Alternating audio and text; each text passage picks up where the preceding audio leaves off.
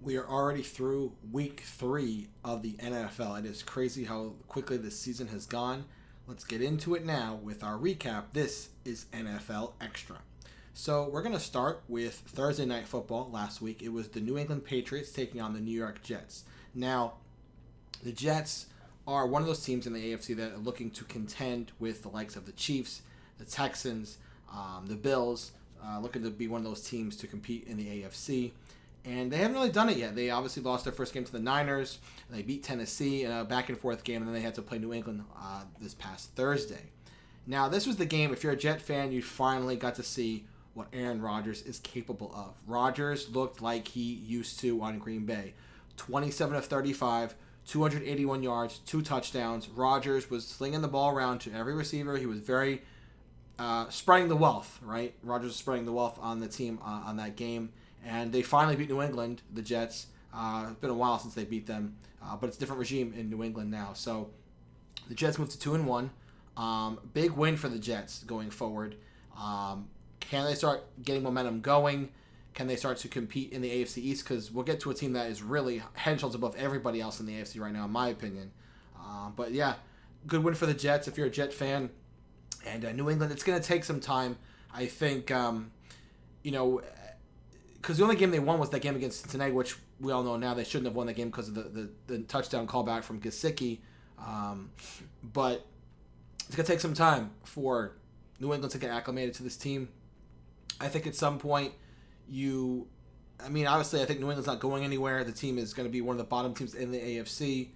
Their defense is good, but their offense isn't anything to write home about. So I think at some point you're going to put Drake May in there just to get him acclimated, see how he can do. Just to get him some reps before I think next season he's the starter for this Patriots team and see how they do. They need a lot of help on definitely the offensive side of the ball and to see if they can get Drake May that help going into next year because this year it doesn't look like if you're a Patriots fan, it doesn't look like anything's going to happen for the team this year. So, all right, now to Sunday football, the day where football usually resides, and we're going to start with the Chargers and the Steelers. Now, I'm a Seahawks fan. Been a Seahawks fan for a while. I am so privileged and blessed that I got to watch Russell Wilson go from a rookie quarterback, lead this team to a Super Bowl, and be like the best quarterback in the NFC, top 5 in the NFL for pretty much the entire duration he was there, and should have gotten MVP at least one season on the team. And now he goes to, I was very upset to see how he was treated in Denver. Never really got a chance to do anything there. And now he's on Pittsburgh. Well, he hasn't played in 3 games because of an injury to his calf. So Justin Fields steps in.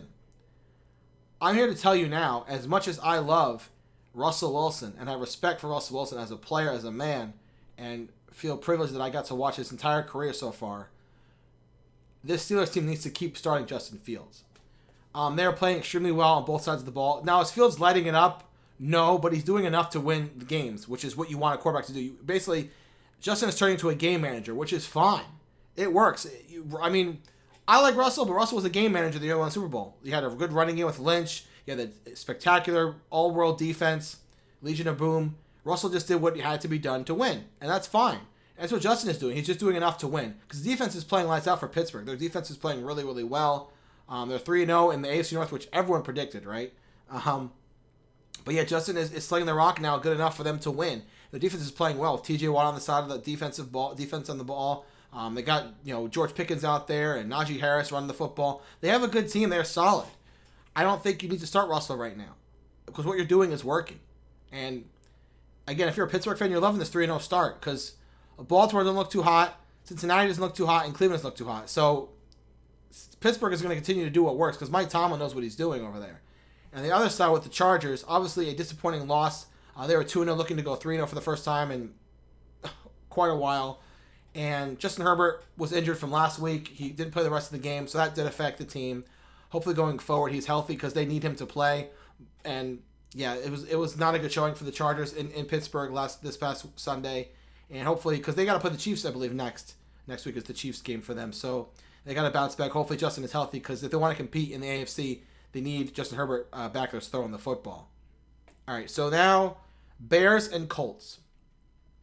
The Bears, I think, had these lofty expectations not just from Chicago fans, but I think fans of football thinking that the Bears were finally a team that could compete. I mean, he hasn't played yet, but you have DJ Moore, Keenan Allen, Rome Odunze, DeAndre Swift, Cole Kmet. You have a good set of players on the offense.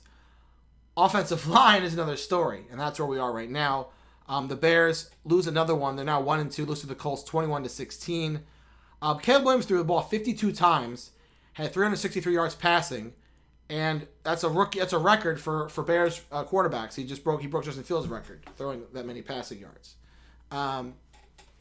But his O-line is the problem. I mean, there was a play where they went for it on fourth and goal, and it was an option play, and Caleb ran out to the left, was going to pitch it back to Swift to get a touchdown, and by the time he pitched it to Swift, there was like a lot of Colts defenders already on him, and the offensive line was back where they should have been blocking for the defense. So the offensive line in Chicago is a big problem. That's going to affect Caleb's ability to throw the ball and to his ability, and it's not good because you put this kid in a position to win, and right now he really has no time to throw the football. I think he got sacked like 6 or 7 times in the game against the Colts. So he's like fighting for his life back there. So if you're the Bears, you got to figure out a way to strengthen this offensive lineup, maybe move some pieces around to figure it out because you're not protecting your big investment, and it's a problem. And now they go to 1-2. They're not playing really good teams yet. I mean, they played the Texans, which they almost won that game, but it was close. And they played the Colts, which is not a really good team. So they have to start picking it up because it's only going to get more difficult when they play the tougher teams in the NFC, including like the Packers and the Lions, and now the Vikings too. So it's going to get tougher. Speaking of the Vikings, we go to the Vikings, who I feel like the Vikings are up there with probably the biggest upset in terms of the score of this past weekend. The Texans, I think still people look at them as a AFC title contender, a Super Bowl contending team. I like this past Sunday changes that. However, going into the season, if you said the Vikings will be 3-0 and Sam Darnold, yes, Sam Darnold is leading the league with touchdowns with 8, you would have said, what are you, high? What are you, smoking the weed? No, it's true. Sam Darnold has led this team to 3-0. He has 8 touchdowns on the season. He leads the league in touchdowns. He threw 4 touchdowns in this game. The Vikings beat the Texans 34-7. They are playing out of this world. Because you look at the NFC North, you thought the Packers, the Bears, and the Lions will be competing for that division, and the Vikings, because they have a rookie quarterback. Sam Darnold comes in and is like, I can still throw the football. You got Justin Jefferson back there. Why not? And I could say I think Sam Darnold's the MVP dark horse because he's playing so well. No one expected the Vikings to be 3-0 after 3 weeks. Nobody.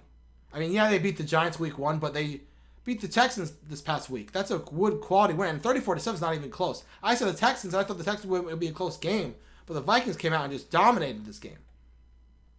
Look out for the Vikings. If you want to ask if the Vikings are for real, they proved it Sunday. They are for real. They are for real as it can be, and then they are definitely a team that compete in the NFC title picture for sure. They look really, really good playing football right now, and I don't see them stopping anytime soon unless something happens to Darnold. Don't want that to happen, but he's playing. He might be playing the best football of his career, Sam Darnold. It's really impressive what I'm seeing from Sam Darnold for the Vikings. All right, now going to the Eagles and the Saints. Now this was, I don't like to use the term boring when it comes to football, but this was a boring game. Not a lot of scoring. 15-12 was the final score with the Eagles taking the victory. Saquon Barkley is the weapon that the Giants wish they still had. Because Saquon Barkley had 17 carries for 147 yards and 2 touchdowns. And that was the difference in this game. The Giants lost what they had in him, and the Eagles are gladly to take him, and they're showing why he's such a good weapon. I mean, yeah, he dropped the pass in that game against Atlanta, but he's as good as any running back in the league running the football, and he's proving it time and time again. And the Eagles needed this game because they blew the game last week to the Falcons. The Saints offense, I need to look at APB out for them because I didn't see their offense in that game. They were dominating so much offensively in the last 2 games, and then this game they couldn't do anything on offense. I think they're still good, the Saints, but it was just an odd game for them to score only 12 points when they've been scoring. They scored like 40 points, I think, against the Cowboys. They've been scoring really, really, really a lot of points this season. So then to score 12 against the Eagles was definitely surprising to see on the scoreline for sure. But hey, I think the Saints will be okay. But the Eagles, a big win they need to have, I think, to get their momentum back from that game against Atlanta. So a good win for the Eagles there. Next, another upset.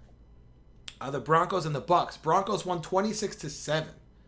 Bo Nix, he didn't throw any touchdowns, but he ran the ball well. He had a running touchdown.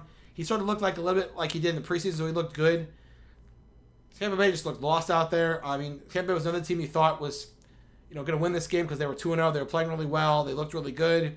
And not in this game for sure. Tampa Bay just seemed off. Props to the Broncos for getting a win, but Tampa Bay took a step back, I think, this week. But I think they'll bounce back because Baker, had a tough game in that game against the Broncos. But I think, it's tough to say because it was a really bad performance by the entire Bucs team in that game. I mean, 26-7 is not a close game, and Denver's not exactly a world beater when it comes to offense. So, a little surprising there for Tampa Bay to drop that game to the Broncos, and let's see if they can bounce back next week. Next game is the Packers versus the Titans. Packers won 30-14. I'll get to the Packers in a second. Will Levis, he's embarrassing. I'm sorry. Will Levis, obviously a prolific quarterback out of the University of Kentucky, drafted by the Titans to replace the quarterback they drafted, Malik Willis, and they thought he was the next starter for this team and next future for the team. And it just seems like it's not the case. He doesn't just throw interceptions. He makes interceptions look like an art form. I mean, the throws he's throwing away that get picked off as turnovers are just egregious. And it's just embarrassing if you're a Titans fan. I mean, they're 0-3 now. I don't see it get any better for this team. And they have to play the Texans twice. They haven't played them yet. And they're going to play the Colts and the Jaguars. If you're a Tennessee Titans fan, I think the season's a wash, honestly. I don't know if, the coaching staff is ready to look forward to somebody else starting to get this team back on track. The coach said that Levis is their starter for right now. It's just not working for him right now. He has to figure things out. I've seen what he can do on the field. He's good.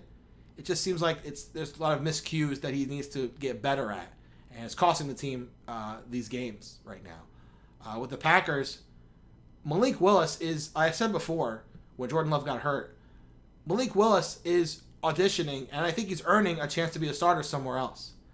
He's doing enough to lead this team forward to win these last 2 games without Jordan Love. And he's looking like a shell of himself maybe when he played in Liberty. He's throwing the ball accurately. He's not turning it over. He's getting receivers in space. He's playing really well. So could he potentially start for somebody else next year? It's a possibility because he's playing like he could start somewhere. There's a lot of quarterbacks he's playing better than, I'll say that much. But yeah, it's weird with Green Bay. Like they don't miss a beat, right? They lose Jordan Love, which is obviously their MVP caliber quarterback. Looking to lead the team to the Super Bowl. They lose him to injury, and it's like, fine, we got it. It's just like the Packers seem to know how to coach these quarterbacks, and they just get the best out of them. And the Packers are still riding high. They're still doing what they need to do. So now we move to the Giants and the Browns. Now, on my NFL picks, I said the Browns, and I said it laughingly because it's the Giants. Boy, did they make me eat a whole plate of crow, right? The Giants win 21-15. The Cleveland defense made Daniel Jones look like Joe Montana. Daniel Jones was super accurate. He was slinging the ball out there. Was making accurate throw after accurate throw after accurate throw, hitting his targets. And Cleveland's supposed to have a really good defense, and it did not look like it in this game. Cleveland is just not good. I'm sorry. They used to be. It just seems like Deshaun Watson is taking a step back since he's gotten there. They don't have Nick Chubb right now. He's injured. And the Cleveland defense, who I drafted in fantasy, by the way, is just not really stepping up when they used to. It's not good. The Giants get their first win of the season. I don't expect many more of them. I just don't. I don't see it. But Cleveland is not the team this year they used to be. They used to be a defensive juggernaut, and they're just not showing it right now. And I'll say this much about the Giants. Malik Neighbors, he is that dude. Malik Neighbors made some spectacular catches in this game, and Daniel Jones is lucky to have him because he is probably the best receiver that Daniel Jones has played with since he's gotten there. It's crazy how good Malik Neighbors. They really churn out those good receivers in LSU, right? Odell Beckham, Malik Neighbors. They got some really good receivers. Justin Jefferson, Jamar Chase. LSU's got really good receivers coming out of that college, and Malik Neighbors is no exception. Yeah, what can I say? The Giants win. I look like an idiot, but hey, it is what it is when it comes to this sport. But yeah, Cleveland just looks lost, and it doesn't look like it's going to get fixed anytime soon. Another game, a lot of interesting games this week that were upsets and surprises, was the Panthers versus the Raiders. Now, 2 weeks into the season, the Panthers were starting Bryce Young. It just seemed like he wasn't figuring things out. He's still making mistakes, not really progressing as an NFL quarterback in his second season. Well, now you start Andy Dalton, who prolifically, most notably, is the quarterback for the Bengals, way back when. And they come out here and look like a completely different team. Andy Dalton saves the day. Like, the Panthers looked like a joke the first two games. And he comes out there, they score 36 points. Andy Dalton got them 36 points. It's wild. This team looks completely different. You threw passes to Adam Thielen. They were running the ball well. They looked like a team. They looked like a team for the first time this season. They looked like a team. And it's a bad loss for the Raiders, but Andy Dalton just came out of nowhere and just proved he could still go. As far as the Panthers go, where does Bryce Young go from here? Obviously, he's not going to start anymore this season. I mean, obviously, what Andy Dalton did in that game, he's not relinquishing that starting job anytime soon. So, according to NFL reports, there has been talk. A couple teams reached out to the Panthers to see if they can get Young in a trade. The Panthers rejected all of them. I don't know why. Maybe they still want to keep him to see if they can start him again and build his confidence, see if he's still good, or I don't know what it is. But obviously there's some interest in Bryce Young, but the Panthers are wanting to keep him. So the Raiders, that's a bad loss. Obviously after the last week where they beat the Ravens, they lose this game to the Panthers. A little tough there for the Raiders, but Panthers looked good. They look good. It's crazy. Next game was a game that I am partial to. Seattle and Miami in Seattle. Seattle wins 24-3. Now, obviously, gotta address the elephant in the room. Obviously, no Tua was on the field. Obviously, he's still injured, so they had to start Skylar Thompson with the Dolphins. So Seattle had to play a backup quarterback in Seattle. But from what I saw, Geno looked good. Obviously, the 2 interceptions were a little concerning. He did throw a nice pass to DK Metcalf, like 70 yards. That was good. So did Kenneth Walker, but Zach Charbonnet is out there running the football, running the rock, and he's doing a great job for the Seattle Seahawks running game. Obviously, I like Kenneth Walker back, but Zach Charbonnet looked really good. Not just running the football, but he's good out of the backfield catching too. So they got a good running back behind Kenneth Walker for sure after that performance. Miami, I think they need to go out and get a veteran to help them, like an Andy Dalton or a Sam Darnold. Maybe you go after Ryan Tannehill. Maybe you can go get somebody, because it's weird with the Dolphins how their offense goes. If Tua is there, they're as explosive as any team in the league. I mean, obviously, with Tua throwing the football to Jalen Waddle, to Tyreek Hill, they are explosive. Without him, it just seems they seem to not exist offensively. And it's like, we need to fix that. They need to find somebody maybe to help them out while Tua's injured. Maybe go get Joe Flacco from Indianapolis. Maybe go get somebody that can help you right now while Tua's injured, because it's not looking good with who you have back there. Now, I'm happy that Seattle is 3-0, but who have they really beat, honestly? The first game of the season, they beat Denver. Okay, whatever, but it was close. Then they go to overtime with New England. Again, New England is not supposed to be that very good this year, for all intents and purposes. They're not supposed to be that good of a team. And then they beat Miami without Tua. Yes, 3-0 is 3-0. I'll take it. And then Monday night, they got to play the Lions. So that's going to be their first test of the season. If they can go to Detroit and beat the Lions and go to 4-0, okay. They're going to have my attention and the NFL's attention if they're 4-0 against the Lions. That's a big test for them to go to Detroit and beat a team that was in the NFC Championship game last season. That's the test for them. But I'm happy they're 3-0. They look good. I just wish Geno would stop turning the ball over as much, but they look good. I'll take it. They look good. 3-0. Go Seahawks. Go Hawks. Ravens and Cowboys. I picked Dallas, which I might stop doing because, you know what's funny? Ever since Dak Prescott got that contract, he has not been the same quarterback. Dallas looks lost. They already 1-2. They're behind Philly and Washington. They're going to play the Giants on Thursday. And I don't know what needs to change for Dallas. And it's not just Dak is playing poorly. This defense is not stopping anybody. You know, you expect Dallas to be a team that runs the table in the regular season and then gets to the playoffs, they fall apart. They're already falling apart now. And it's not even week 4. They haven't even gotten halfway. They haven't gotten to this, a quarter of the season, and they're falling apart. If they lose Thursday to the New York Football Giants, there's gonna be panic mode going out in Dallas. I mean, I think the writing's on the wall already that Mike McCarthy might be fired by the season's over, and they might go after Bill Belichick, from what I'm hearing.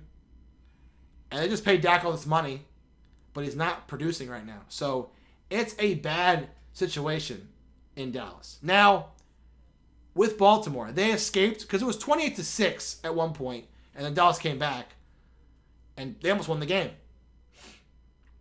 Baltimore, to me, I still don't believe in them yet. They beat Dallas, but they almost blew it, right? They almost blew the game. Obviously, I have to see them play against Cincinnati and Pittsburgh. I'll get to Cincinnati later. They're the last game I'm talking about, Cincinnati. But Baltimore, to me, I don't. They gave the ball to Derrick Henry more, which is what they need to do. They finally did it. But I don't think Baltimore is that team anymore right now in the AFC to compete. I still think it's Kansas City, Buffalo, Houston, and yes, I still believe in Cincinnati. Still believe in them. But Baltimore wins 28-25, but a lot closer than they needed to be. So, but hey, they gotta win. They gotta win. Detroit and Arizona. Close game, 20-13 in favor of Detroit. I don't know. I'm watching the Lions this year. They don't seem as good as they did last year. They're winning games, yes, but they don't seem like the same team as last year. They seem like they're missing something. It just seems, I can't explain it. It just seems like they seem off to me. Goff isn't playing. They seem off from Goff. They don't seem as on as they used to be. I don't know. I'm not seeing a lot of productivity from Amon-Ra St. Brown yet. I don't know. This seems like it's not. They're not. I mean, season just started. They might get back to that, but right now I'm not seeing the same oomph from them. You know what I mean? But yeah, they're 2-1, so they're gonna play Seattle on Monday. I'll see how they do in that game. That should be an interesting game for sure. Arizona, are they a wild card team? It's possible. I mean, they're competitive. I mean, Kyler Murray's doing things he did when he first got there in the league. He's running the ball around. He's scrambling. He's making good throws. He's got Marvin Harrison Jr. back there to throw the ball to. That's not a bad receiver to throw to. We'll see how it goes. I mean, obviously, I think they are the bottom team in the NFC West between them and the Rams. But maybe the Niners, because the Niners are struggling too. But we'll get to them in a second. But yeah, Arizona looks... I mean, those black jerseys look phenomenal. Those helmets are sick. But yeah, Arizona, I think they're sneaky good. I like to see more from them. They're playing really competitive football. I mean, they were beating the Bills for a while, for a little bit, and then the Bills came back and won that game. But Arizona is competitive in every game so far. So keep your eye out for Arizona. They look good right now. I think they might be a little bit surprising later in the season. The 49ers and the Rams. The Rams staged a huge comeback, win 27-24 against the 49ers. And it just seems things are getting... And that was the Rams' first win, by the way. The Rams' first win of the season. They're now 1-2, along with the 49ers. The 49ers are 1-2. You know, again, I've mentioned this before on NFL Xtra or my picks or whatever with the 49ers. Now, I've been a Madden NFL football player for utmost of God, probably close to 24, 25 years. Maybe longer. Over 25 years I played Madden. And it just seems that the curse, if you believe in it, which I do, has hit a bullseye this season. Christian McCaffrey's on the cover. They know when he's coming back. Debo didn't play Sunday. Kittle didn't play Sunday. This team is struggling. They are 1-2, and they're missing their biggest key weapons. And they're missing the offensive player of the year last year in Christian McCaffrey, and no one knows when he's coming back. Madden just threw the dart, hit a bullseye with this one, because it is hitting them badly. And if they don't get their weapons back and healthy, Niners are not going to the playoffs. I'm sorry, they're not. If they don't have McCaffrey back and healthy, as good as Brock Purdy looks good. I'm sorry, Brock Purdy looks very good throwing the football, especially to Juwan Jennings in that game. But if they don't have McCaffrey and he's not healthy enough, this team isn't going anywhere. They're just not. I'm sorry, they're just not. All right, one more game, before we go to Monday Night Football. I'm jumping ahead. Chiefs and Falcons. Now, Chiefs won 22-17. I like this Falcons team minus the quarterback. I still think he's not as clutch, even though that game against Philly just let him score, in my opinion. I don't think Kirk Cousins is as clutch as people say, even though his stats back him up. I just don't see it from the eye test. They have a lot of weapons, but I don't think Kirk Cousins gets them where they need to get to, honestly. With the Chiefs, they're 3-0, but these games have been very close and very, nail-biting for them. They're 3-0. Hey, anyway you got to win, you got to win. As far as a team trying to get to back-to-back Super Bowls and win 3 in a row. Not easy. So they'll take them when they can, but it just seems that controversy surrounds this team, right? There's a lot of, things in each game that have, pinpoints, there's that with the Chiefs. Obviously, game 1 against the Ravens, the touchdown to Isaiah Likely, an inch out of bounds. It was right call, but I'm just saying, that's how the game ended. Then with Cincinnati, obviously, the pass interference call, it was the right call, but if you look at the play again, there was a two Chiefs holding one Bengals defender. That should have been offsetting penalties. Replay the down. That didn't get called. Now in this game, this past weekend, Kirk Cousins went to throw a pass in the end zone, and it's clearly pass interference, and the refs don't call it. I'm not... You hate to say the refs kind of have the Chiefs' best interest in mind, because that's not what I think is happening. But it looks that way on television. You call certain things against other teams, but don't call them against Kansas City. The same thing happened with New England. It's just because this team is a dynasty in the NFL, you want to call things right for them? That's not really that fair. So the fact that this continues to be a pattern for the Chiefs, that these calls are not being called in the game when they're being called for somebody else, it's a bad look, honestly. If you're a Chiefs fan, you're ignoring it. If you're a fan of any of the 31 other teams, you're annoyed by it. And if you're especially playing them and it's costing your team a game, it pisses you off. And it's getting to be the point where every Chiefs game has to be analyzed through a microscope, because this call happened here, this call happened here. Again, nobody saw the holding call in the Bengals game until it was showed on replay. And then you see it, and then it is. So it's everything with the Chiefs now is being analyzed down to the tiniest minute details. And that's how it is, because it's happened over the course of time during this dynasty. So it's a problem, but I don't see it changing, unfortunately. It just doesn't seem like it's going to change. All right, now to Monday Night Football, and they had 2 games this past week on Monday. Jaguars and Bills, and Commanders and Bengals. Jaguars versus Bills. Wow. The Bills win 47-10. 47-10. If you ask me, if I had the opportunity to vote for MVP, I'm writing one name in that ballot box right now. Josh Allen.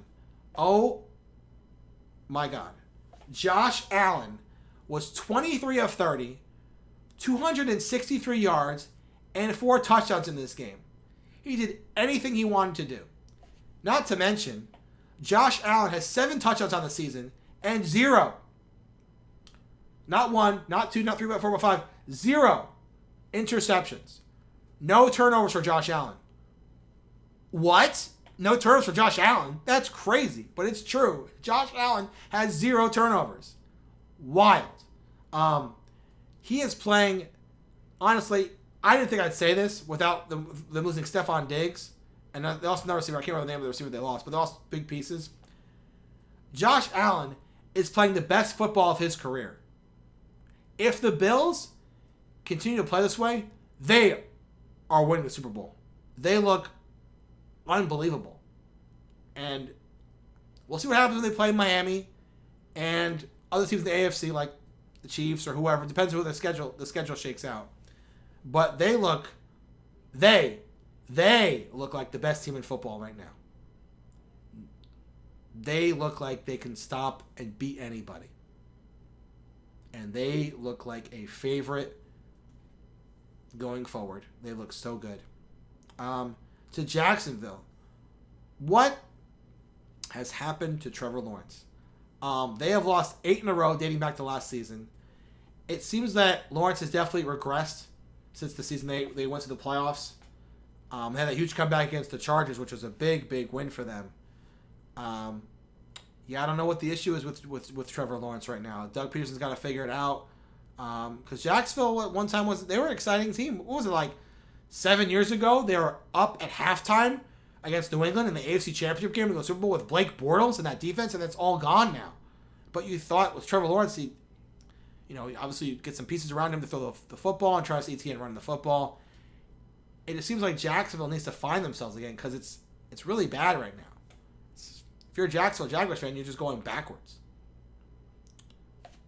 Not good. 0-3. A little rough there for Jacksonville. And then, last game of the NFL Week 3 was the Washington Commanders against the Cincinnati Bengals. Now, I believe I said it in my season preview, and if I didn't, I'm saying it now. Jaden Daniels is for real. He is looking like the Rookie of the Year. And I think he will be the Rookie of the Year.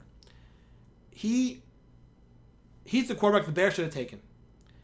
And I knew watching him in college, winning the Heisman, Jaden Daniels was going to be a superstar no matter where he went. And he's on Washington with Terry McLaurin and McCaffrey. McCaffrey's brother's a receiver. And Austin Eckler's back there, and Robinson is back there. They got a good team. And he is just showing what is capable of a rookie quarterback when it's done the right way. And he is, first couple of games he was just running the football, but now he started to sling it well, and is that a word, slung? He was slinging the football all over the field in Cincinnati.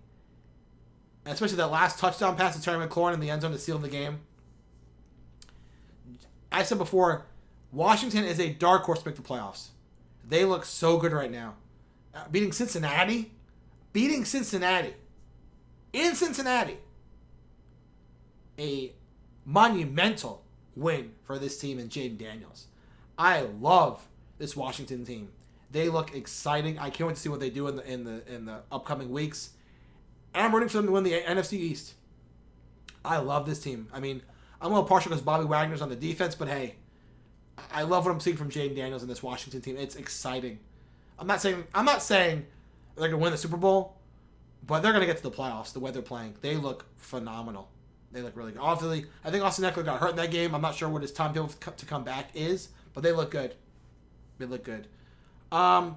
Cincinnati. Oh boy. I'm not backing off Cincinnati just yet. Now, I know they're 0-3. And here's the thing, though. The year they went to the Super Bowl, they started 0-2.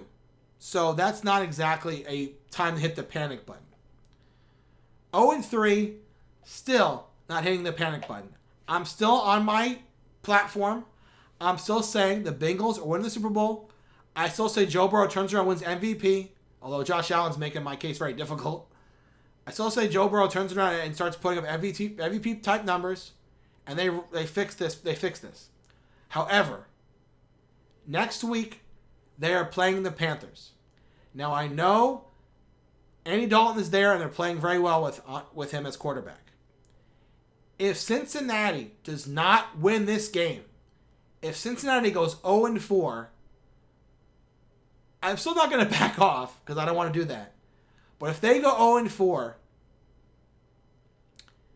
I don't know what to say about the Bengals. If they go 0-4, because there's only 17 games. So basically, if you make the playoffs, right, you're 0-4 if you lose this game to Carolina.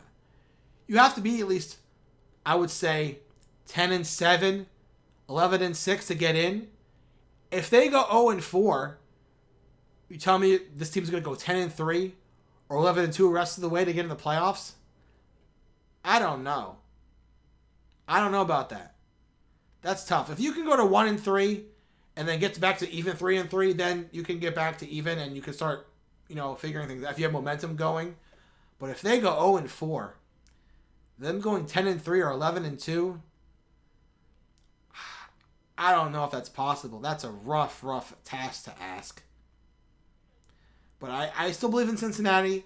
I think Joe Burrow is getting better and better as the weeks go on throwing the ball. He needs some really good throws in that game, especially the one to Jamar Chase over the shoulder. That was a great throw by Burrow. He played really, really well. No turnovers. No punts. First time that's happened in a game since 1940. But just the Bengals came up short in the end. But yeah, I think Cincinnati will turn around. But if they don't, I'll be looking at it like this.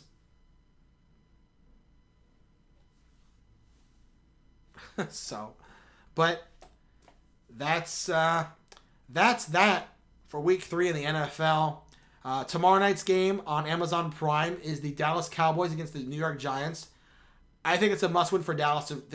I think Dallas wins, but I'm not like confident in my pick. I think Dallas wins. I'm gonna say like Dallas 24-23, something really close like that. I don't know. Dallas and the Giants always play close game, but Dallas needs to win this game. They do. If they fall to the Giants, that's embarrassing. It really, really is. But we'll see what happens. And we'll be back here next week to break it all down for you. Week 4 in the NFL. NFL needs to slow down, but we'll break it all down for you. That's going to do it. If you like what you saw this week, please subscribe to the channel. I'm putting a lot more content out going forward. We're just getting started with this NFL content. Tennis is going to come back next year in January when the Australian Open starts back up. College football, I'm going to try to get that acclimated, and also wrestling on this channel. We're starting to do football now, but we're going to get more and more in depth with our sports talk and wrestling talk as we go forward here on this journey on this channel. If you like this video, leave a like. Let me know you're enjoying the content. Let us know you're supporting this content from me, which I greatly appreciate. And also, you know what? I want to do something going forward. If you leave a comment or a question, I'll answer. I answer on the next show. Next NFL Extra. If you leave a comment about a team you like or ask me a question about certain teams or certain players, outlooks, or whatever you want to ask, I'll be sure to try and answer it next week on next week's episode of NFL Extra.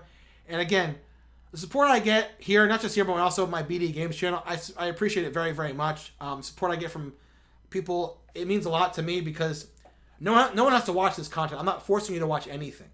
So the fact that you support this by watching it, sharing it, commenting, that means a lot to me because I love this content and I'm glad to be able to show it to you, the audience that I have, which means a lot to me. I mean, I've started my journey on YouTube doing created wrestling leagues, and I love that, and I was so grateful for the fan base I got, and now doing other projects.